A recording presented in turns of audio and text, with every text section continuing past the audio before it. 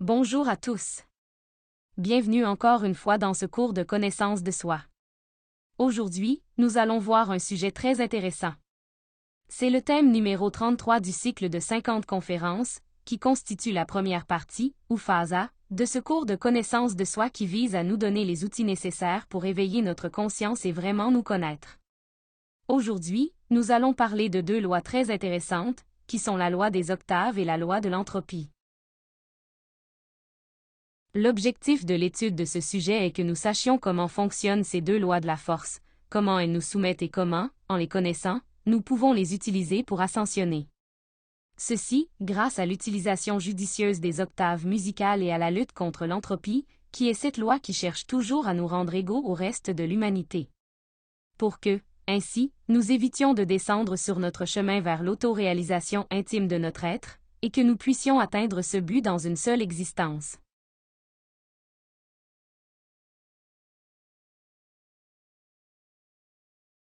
Commençons par expliquer ce qu'est la loi des octaves. La loi des octaves nous apprend à monter, elle nous montre où nous stagnons, pourquoi et comment continuer à monter jusqu'au but final. En plus, cela nous permet de comprendre comment fonctionnent les lois de la force. La loi des octaves ou le courant du son, ou courant de la vie, sont les mêmes. Si l'on regarde la gamme musicale, Do, Ré, Mi, Fa, Sol, La, Si, on voit qu'elle est composée de 7 notes. Et ça, pour passer d'un Do inférieur à un Do supérieur, il faut monter encore une octave. Nous appellerons cette échelle le courant de la vie, dans lequel tous les êtres humains sont directement impliqués et soumis. On voit que, quand on commence à chanter une gamme musicale, Do, Ré, Mi, quand on atteint la note Mi, on trouve la première pause entre les notes Mi et Fa. Et puis les 3 notes suivantes, Fa, Sol, La, vont ensemble, mais quand on arrive à la note La, on trouve une deuxième pause entre La et Si. Et puis en passant à la note Si nous voyons qu'elle est indépendante, et que pour passer au Do supérieur nous trouvons la troisième pause entre ce Si et ce Do qui appartient à cette octave supérieure. Cela implique que nous allons trouver 3 pauses dans une gamme musicale. Et cette même chose se produit avec tous les événements de la vie. Nous verrons que nous retrouverons ces 3 mêmes pauses chaque fois que nous nous efforcerons de faire passer quelque chose d'un niveau inférieur à un niveau supérieur. Il va falloir savoir se donner des impulsions conscientes qui nous permettent de rompre ces pauses. Et ces impulsions qui nous amèneront à démarrer n'importe quel projet, et qui nous permettront de rompre avec ces pauses, sont ce que nous appellerons un choc. Pour illustrer cela, nous pourrions utiliser l'exemple de toute entreprise que nous décidons d'entreprendre. Pour le démarrer, nous aurons besoin d'une impulsion, qui peut être le stimulus et le capital pour démarrer cette entreprise, ce sera notre premier choc. Ce premier choc nous amène à augmenter les 3 premières notes de cette échelle, en cherchant à positionner cette entreprise sur le marché. Mais toujours et inévitablement, nous constaterons qu'après le démarrage, l'achat des équipements, des matières premières, recruter des employés, etc., il y aura un processus de stagnation, de pause, peut-être dans la difficulté d'ouvrir un champ dans le marché. Si, face à cette pause, nous ne donnons pas à cette entreprise une seconde impulsion ou un choc, qui peut impliquer un nouvel investissement, ou un effort de recherche de relations, de clients, etc., ce progrès pourrait stagner. Et peu à peu perdez cette force et revenez au point de départ.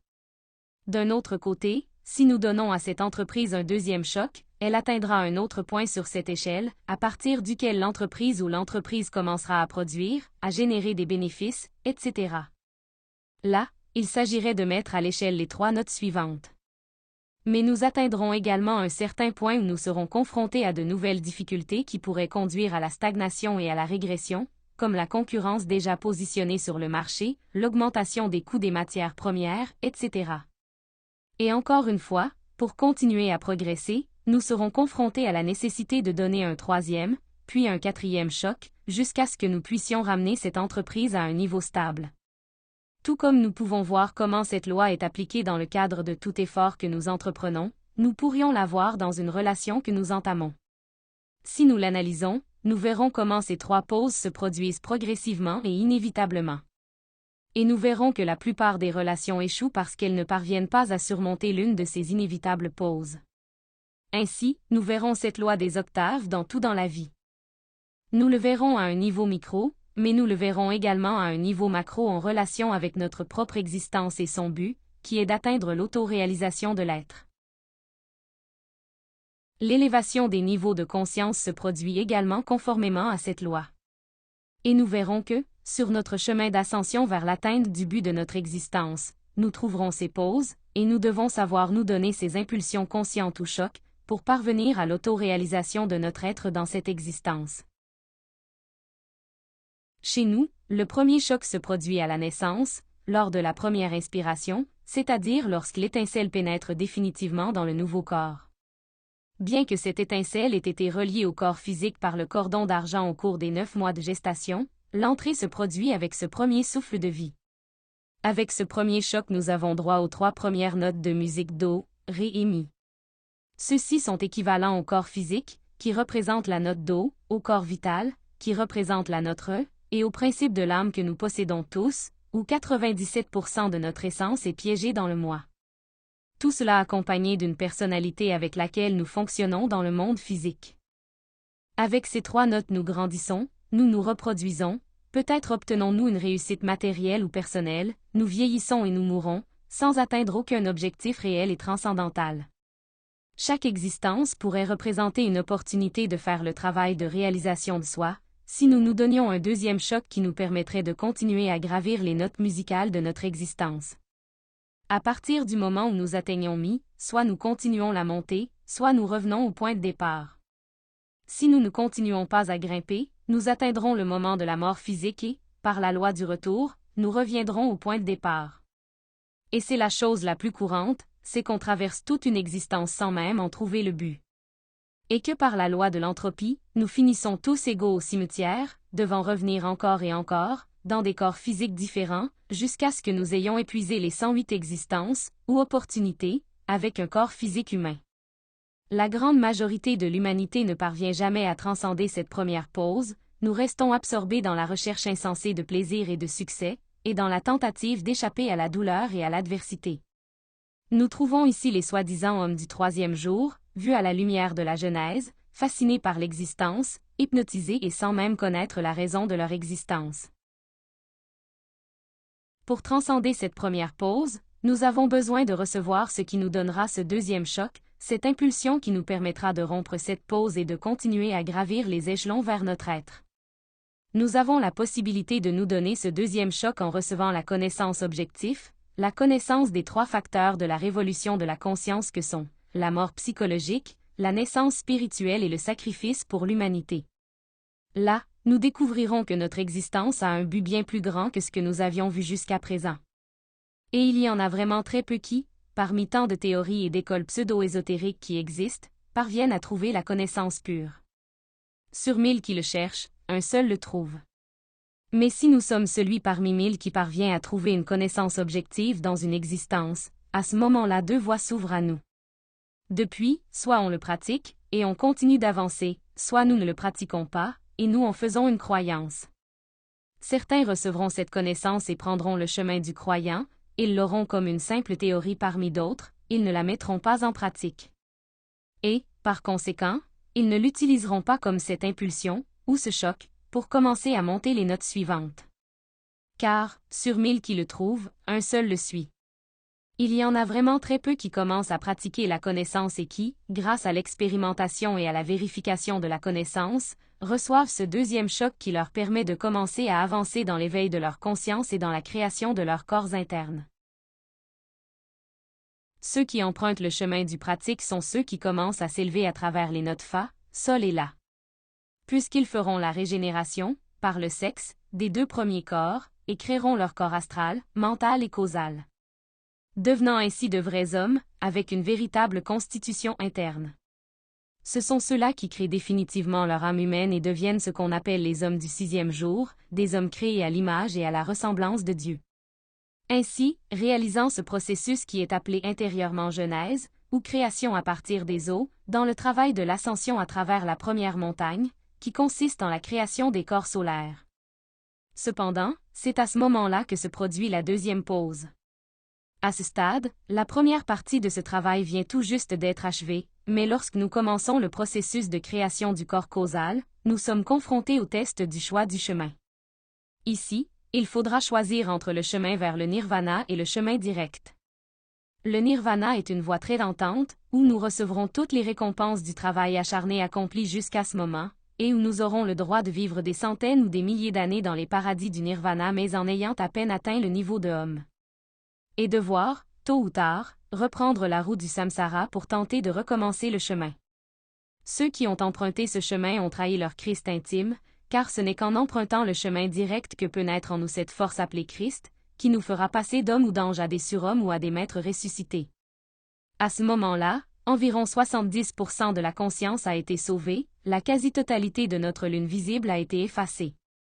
Cependant, nous avons toujours vivant tous les défauts liés à notre lune invisible, et les moi causaux ou les 7 graines de l'ego sont vivants. Car seul le Christ, dans l'œuvre de la deuxième montagne, peut faire le travail d'élimination de ces moi, dans les dimensions inférieures de la planète Terre, libérant ainsi la totalité de notre essence. Malheureusement, la grande majorité emprunte le chemin du nirvana. Sur 1000 initiés qui atteignent ce point, 999 choisissent le chemin du nirvana. Accomplissant là, la troisième partie de cette phrase du Christ qui conclut en disant « Sur 1000 qui me suivent, un est à moi ». Ceux qui, au contraire, choisissent à ce moment-là de faire la volonté du Père, en choisissant le chemin direct, auront alors le droit de s'unir à leur âme divine, représentée par le corps bouddhique. Alors se produira ce mariage parfait, qui est l'union entre l'humain et le divin en nous. L'âme humaine représentée par un triangle qui monte, et l'âme divine représentée par un triangle qui descend. Et lorsqu'ils sont réunis, ils forment cette étoile à 6 branches, ou étoile de David, qui est l'étoile qui annonce la naissance du Christ. Car c'est de cette union entre l'humain et le divin en nous que naîtra en nous la force christique, représentée par le corps atmique. Le troisième choc nous sera donné par la naissance du Christ. Puisque c'est la force qui nous poussera à faire l'œuvre de la deuxième montagne vers la réalisation de soi.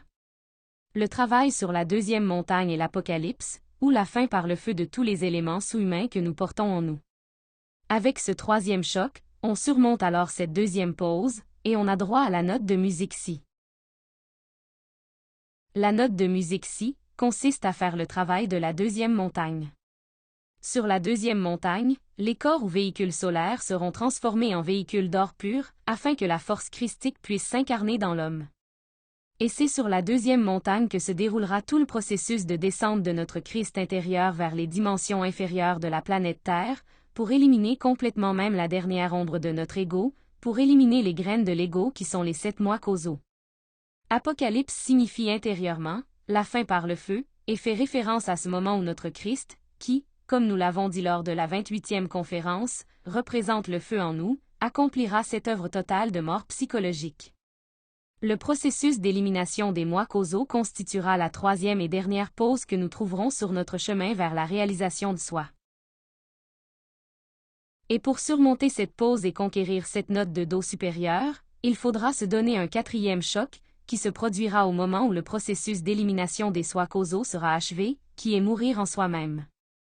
Et puis, la résurrection se produit en tant qu'homme nouveau, sans aucune trace d'ego. Avec cela culmine l'œuvre de la deuxième montagne et commence la troisième montagne, qui est la montagne du sacrifice pour l'humanité. Sur la troisième montagne, le maître devra chercher un disciple qui restera chargé de l'enseignement mondial, puisqu'il doit toujours y avoir un maître chargé d'enseigner le savoir sur la planète. Aussi, vous devez convertir ces corps d'or en corps de lumière, afin que la seconde naissance puisse avoir lieu, où vous naîtrez une seconde fois, mais maintenant dans le monde spirituel.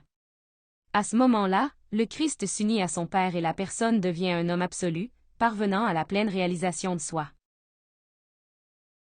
Lorsqu'une personne parvient à passer de cette note de Do inférieure à cette note de Do supérieure, on dit qu'elle est née une seconde fois. Cette seconde naissance serait de devenir un ressuscité. Cette alternative est ouverte à tous les êtres humains, mais il faut absolument savoir comment faire le travail et appliquer les 3 facteurs de la révolution de la conscience. La naissance, qui consiste à accomplir l'œuvre de la première montagne, où se produira la création des corps solaires, à travers la récupération des eaux, ou genèse.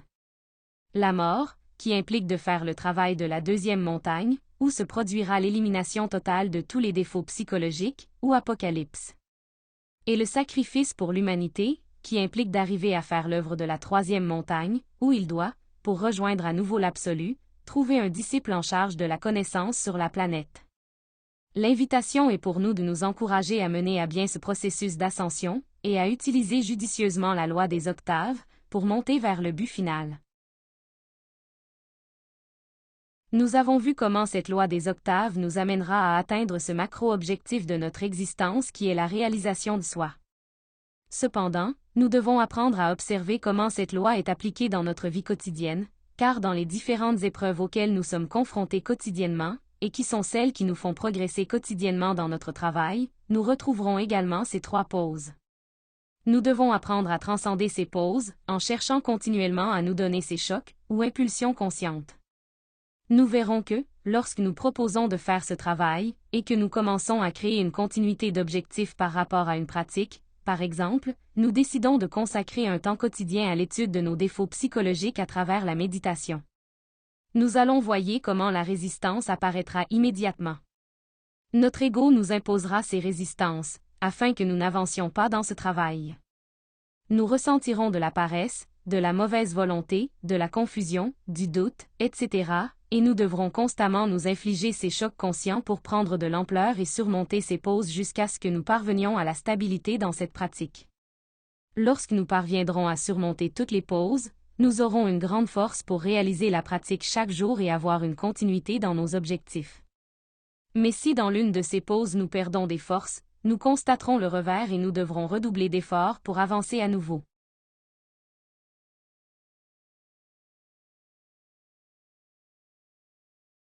Regardons maintenant cette autre loi qui est la loi de l'entropie.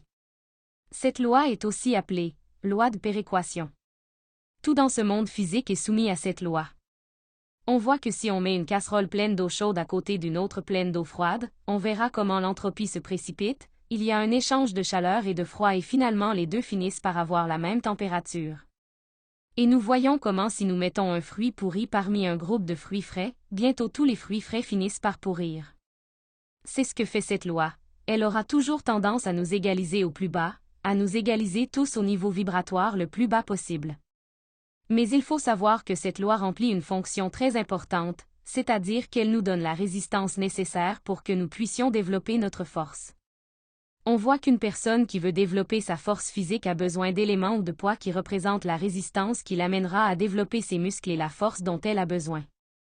De même, pour développer notre force émotionnelle, mentale et sexuelle, nous devons apprendre à surmonter nos faiblesses en surmontant constamment l'entropie dégénérative.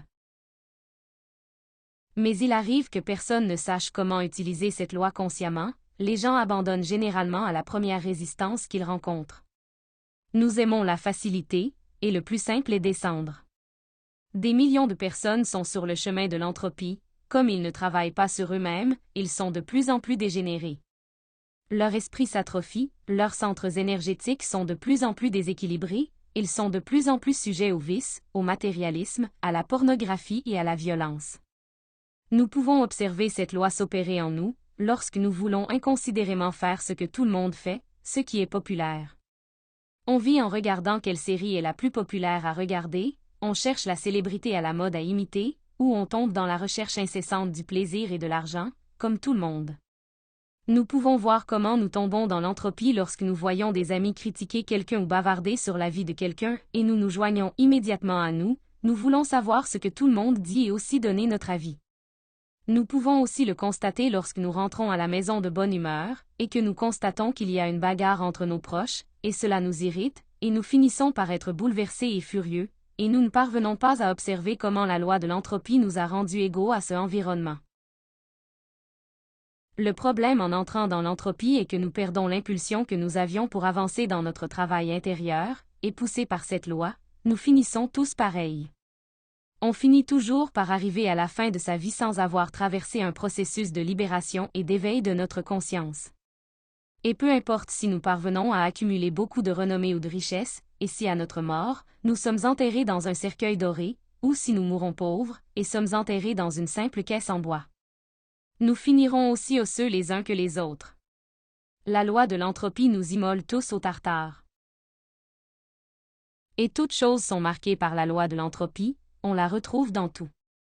Nous voyons les mers transformées en décharges, les rivières polluées, les poissons mourir. l'atmosphère contaminée par le smog, les fruits frelatés de la terre. C'est la loi de l'entropie. Et toute l'humanité s'engage dans cette voie. Alors, comment allons-nous éviter de tomber davantage dans l'entropie? Comment allons-nous surmonter cette résistance et faire progresser notre niveau de travail intérieur dans des octaves supérieures? Eh bien, ce n'est que par la transformation qu'il est possible de surmonter l'entropie, et nous parvenons à la transformation lorsque nous sommes prêts à sacrifier nos désirs égoïstes, qui sont ceux qui nous mettent toujours en entropie. Quand nous sommes capables d'observer quel est le défaut qui agit en nous et qui veut nous amener à perdre des forces, et qui veut nous amener à faire des erreurs, que ce soit la paresse, l'avidité, la luxure, la colère, l'envie, peu importe. Et c'est en l'éliminant que nous parvenons à la transformation. Il convient de rappeler ici ce que nous avons appris lors de la conférence précédente au cours de laquelle nous avons parlé du changement radical. Une fois que nous avons identifié un défaut en nous, nous devons décider d'être radical et de ne plus jamais le nourrir. Si l'on sacrifie le désir, si l'on refuse de nourrir l'ego, alors le résultat est la transformation, c'est la liberté. Notre force est prisonnière du désir, et lorsque nous nous renonçons, lorsque nous sacrifions le désir, nous retrouvons la force de continuer à avancer. Le résultat du sacrifice de nos défauts sera toujours le développement en nous de la vertu contraire aux défauts. Si la colère est sacrifiée, le précieux joyau de la douceur apparaît. Si le désir d'argent, l'avidité insupportable, est sacrifié, l'altruisme naîtra en nous. Si l'envie est sacrifiée, l'énergie philanthropique se manifestera en nous, le désir de travailler pour les autres et la joie du bien des autres se manifesteront également. Il ne peut donc y avoir de transformation sans sacrifice. De même, pour la personne qui sacrifie ses pulsions sexuelles, le résultat de cette énergie est la création des corps existentiels de l'être. Si les moi sont sacrifiés, si tous sont détruits, le résultat de ce sacrifice sera l'énergie libérée, qui donnera naissance à l'homme intérieur profond.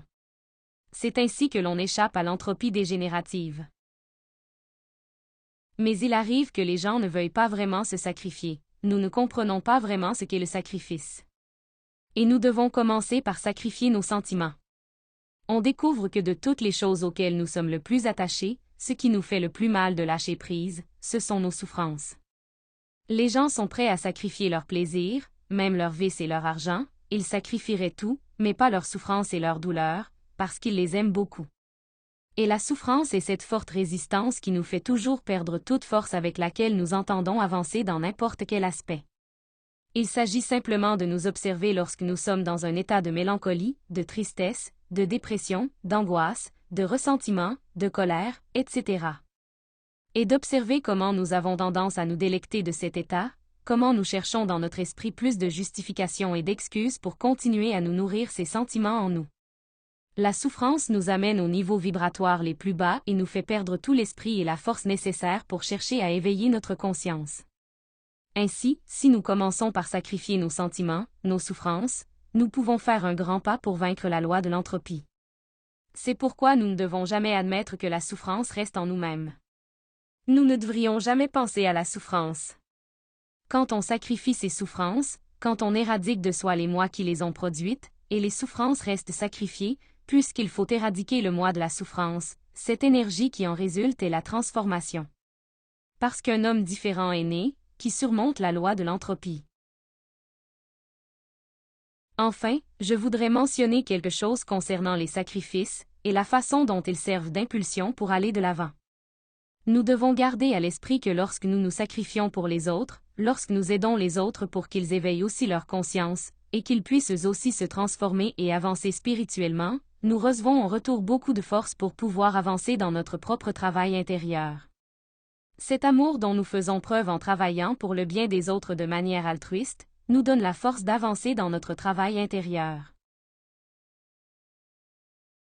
Je vous rappelle qu'il ne peut y avoir de transformation sans sacrifice. C'était le sujet du jour. Merci à ceux qui ont regardé cette conférence.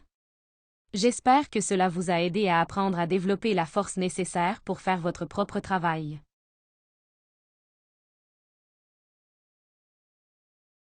Je vous invite comme toujours à notre prochaine conférence.